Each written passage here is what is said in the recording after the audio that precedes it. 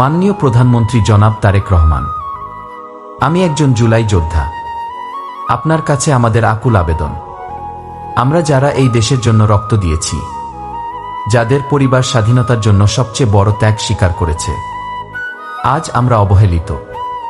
মাননীয় প্রধানমন্ত্রী, আমাদের কষ্টের কথাগুলো একটু শুন, আমাদের পাশে এসে দাঁড়ান, আমাদের ত্যাগের স্বীকৃতি দিন, যথাযথ মূল্যায়ন নিশ্চিত করুন, যেন আমরা এই স্বাধীন বাংলাদেশে মাথা উঁচু করে সম্মান নিয়ে বাঁচতে পারি।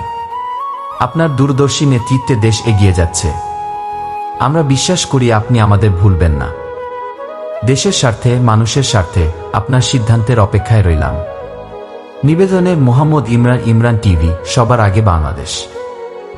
দেশ বাঁচানোর সংগ্রামে জেলে গিয়েছেন, অবরুদ্ধ হয়েছেন, তবুও দেশের স্বার্থে থেকেছেন আপোষহীন। রাজনৈতিক প্রজ্ঞার অনন্য পরিচয়ে দেশ ও জনতার প্রশ্নে বেগম খালেদা জিয়া ছিলেন ইস্পাত কঠিন। দেশনেত্রীর এ প্রস্থান আমাদের অপূরণীয় ক্ষতি।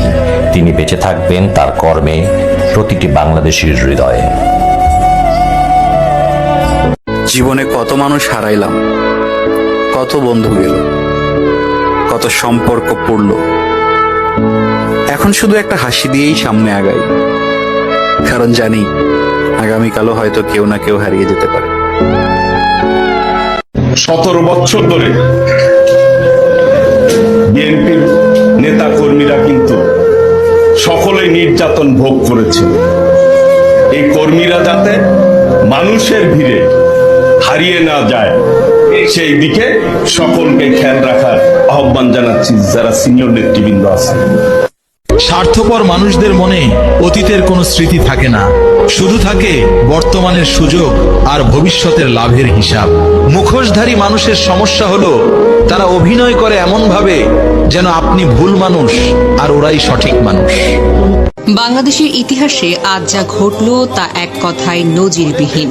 সেনাবাহিনী, র্যাব, পুলিশ, প্রশাসন সবাই দাঁড়িয়েছিল একজন নারীর পাশে, একজন নারী যিনি ছিলেন বছরের পর বছর বন্দী, অবহেলিত, নির্যাতিত ও অপমানিত। কিন্তু আজ তাকে ঘিরে দেখা গেল সম্মানের পাহারা, ভালোবাসার ঢল।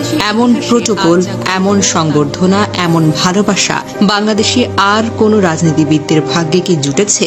হ্যাঁ, খালেদা জিয়াকে নিয়ে, যাকে একসময় তার নিজের ঘর থেকে জোর করে বের করে দেওয়া হয়েছিল। চোখের সামনে বুলডোজার চালিয়ে গুড়িয়ে দেওয়া হয়েছিল সেই ঘর। তার ঘরের সামনে মদের বোতল ছুঁড়ে অপমান করা হয়েছিল। এমন অপমান কোনো নারী, কোনো মা, কোনো প্রাক্তন প্রধানমন্ত্রীও কখনো সহ্য করতে পারেনি। মিথ্যা মামলা, বিচারহীন বন্ধুত্ব, অমানবিক চিকিৎসাহীনতা, সবকিছুর মধ্য থেকে তিনি মাথা নত করেননি, তিনি হারেননি, তিনি অপেক্ষা করেছেন। আর আজ সে অপেক্ষার মূল্য মিলেছে জনতার ভালোবাসায়। আজ খালেদা জিয়ার পাশে দাঁড়িয়েছে জনগণ। আজ তার চলার পথে ছায়া হয়ে দাঁড়িয়েছে রাষ্ট্রীয় বাহিনী। আজ তার পাশে আছে তার দেশের মাটি, মানুষের মন। সম্মান কি বন্দুকের জোরে আদায় করা যায়? না। সম্মান কি টাকায় কেনা যায়? না। সম্মান আসে আত্মত্যাগ থেকে।